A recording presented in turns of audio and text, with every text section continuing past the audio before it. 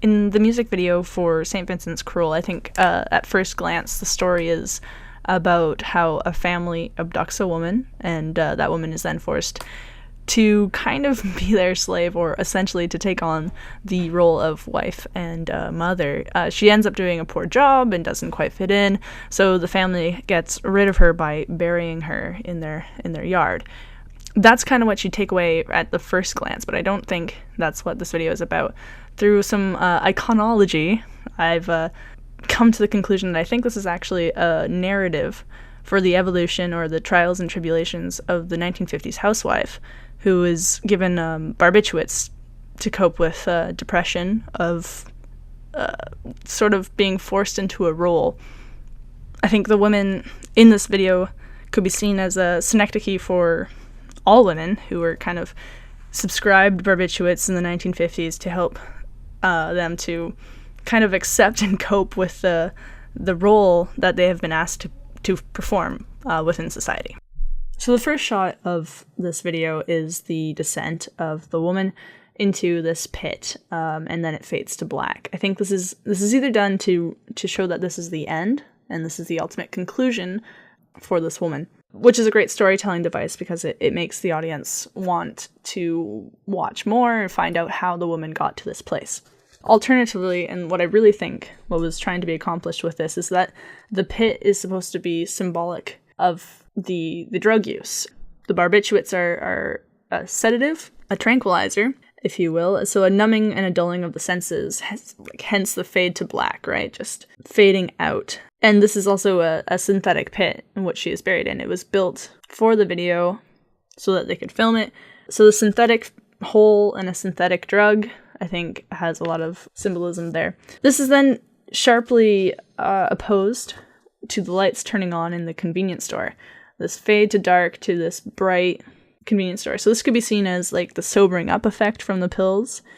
And then the kidnapping is kind of like a hard snapback into her role, which eventually then ends with her back in the pit. So back taking these drugs to dull her senses, to numb out, to fade out. Which in this case makes the video, rather than linear, it's cyclical. The end at the beginning is just to sort of emphasize the pattern of this drug use. You numb your senses, you come to, you're depressed, you numb your senses, you come to, you're depressed, you numb, like it just goes on.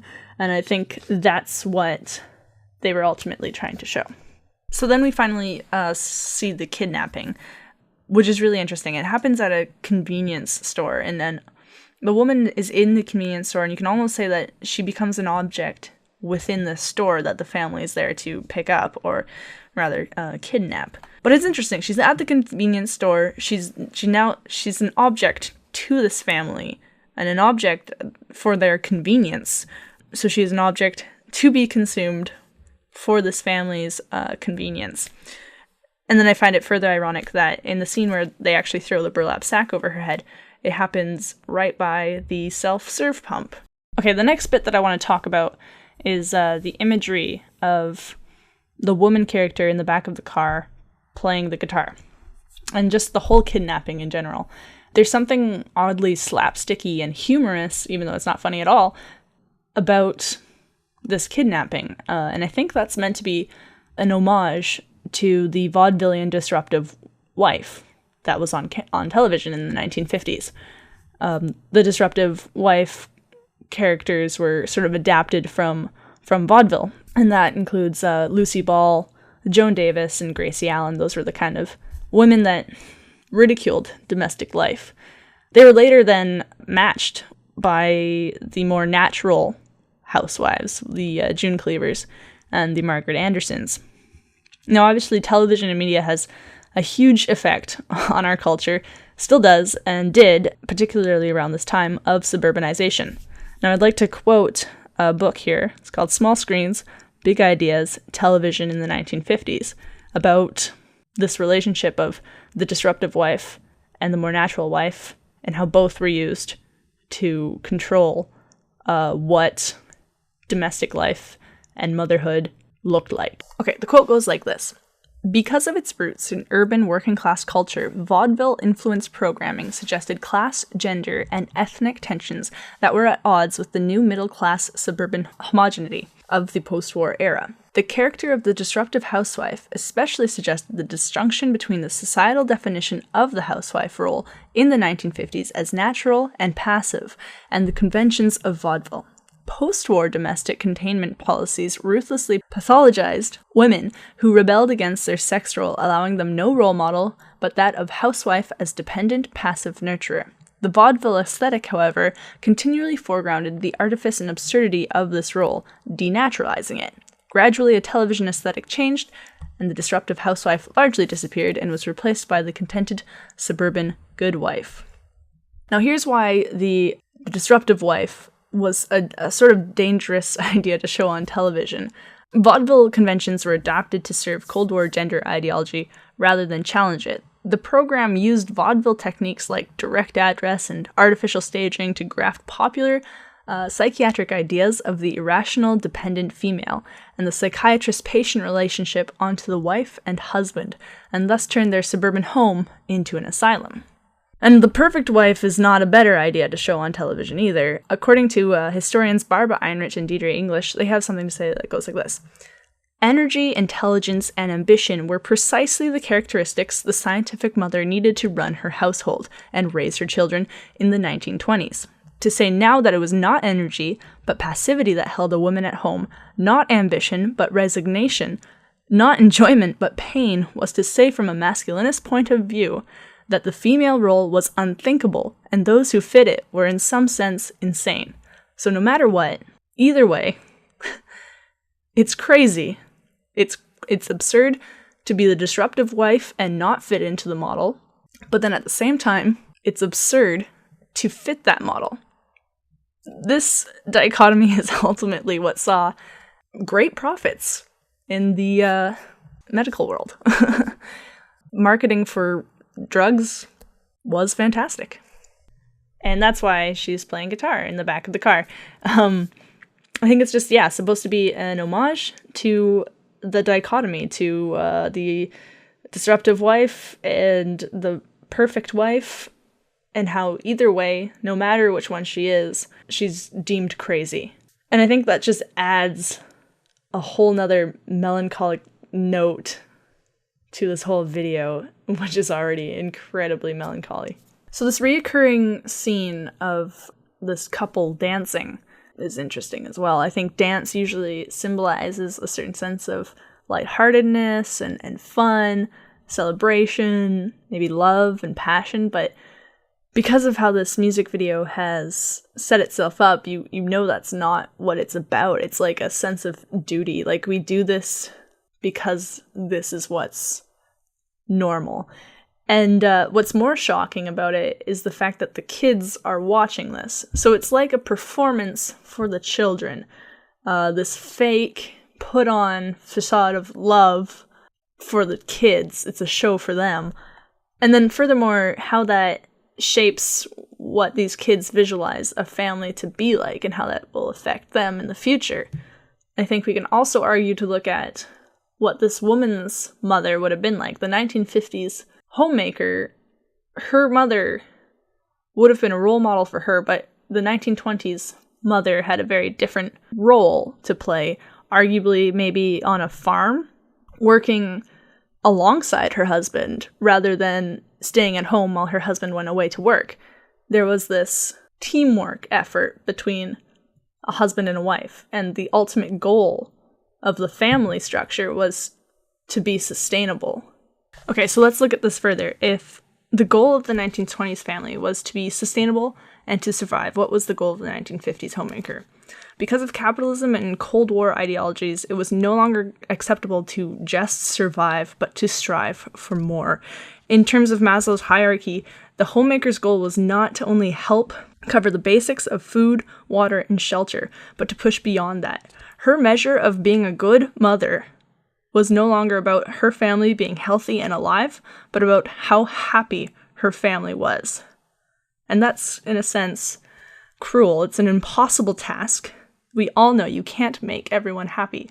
And any unhappiness within the family was then blamed on the mother. This is an insanely cruel psychological position. women were put into. And then it comes as no surprise that in 1972, a woman called Phyllis Chesler did a study called Women in Madness, and she reported that housewives represented the largest single category of both attempted and completed suicides during the 1950s and the 1960s. In the scene where the kids are watching the father and mother dance, they're not the only ones watching, but the statue of Lady Justice is also sitting there looking on to the couple. Now, Lady Justice is a very large symbol to be just placed here. She's arguably based off of Themis, the Titan goddess of divine laws and order, and she's often depicted with scales and a double-edged sword, as she's seen here. And her scales are greatly skewed in this scene, and that suggests that something maybe unjust is occurring. And in Greek, the word Themis refers to divine law and the rules of conduct long established by custom. So I think that has a lot to do with how we justified women staying at home, is because it's the rules of conduct long established by custom. And because of the bareness of this house, how very little is going on with the set design, I have no doubt in my mind that this statue placement was very intentional. So I want to talk about the final burial scene. One of the interesting things that I first sort of noticed when I went to break down this video was that when you're looking at the family, looking down at the hole, there's 4 shovels outside of that pit, and only 3 people stand above it. So I think that's a metaphor for the hole was created by all of them, including the woman. It's a representation of how the family and her dug this hole towards the drug use and how she puts herself there willingly. I mean, there's no fight. There's no trying to escape. She's accepting of this escape, possibly due to depression and feeling a need to escape. Another thing is this whole communally dug hole could be a metaphor for also just a loss of identity. This woman is no longer Annie Clark, badass lead singer, St. Vincent. Instead, I mean, she's buried by this role that she's asked to play.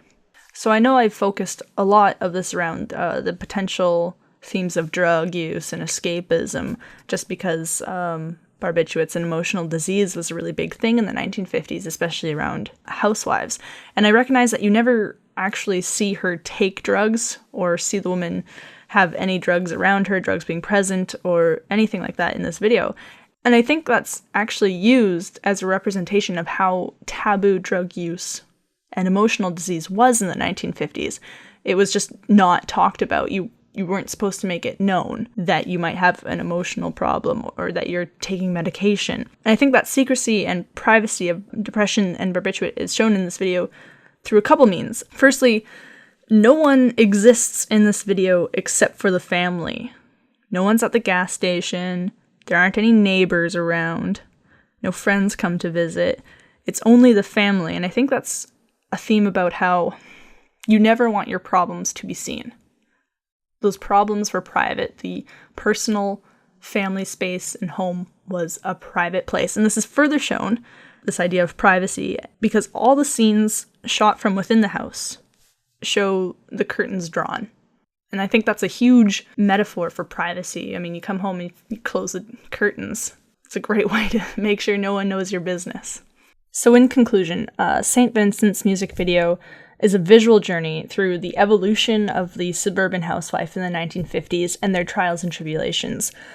Ultimately, I also think it shows the challenges of modern motherhood. It's a tough gig.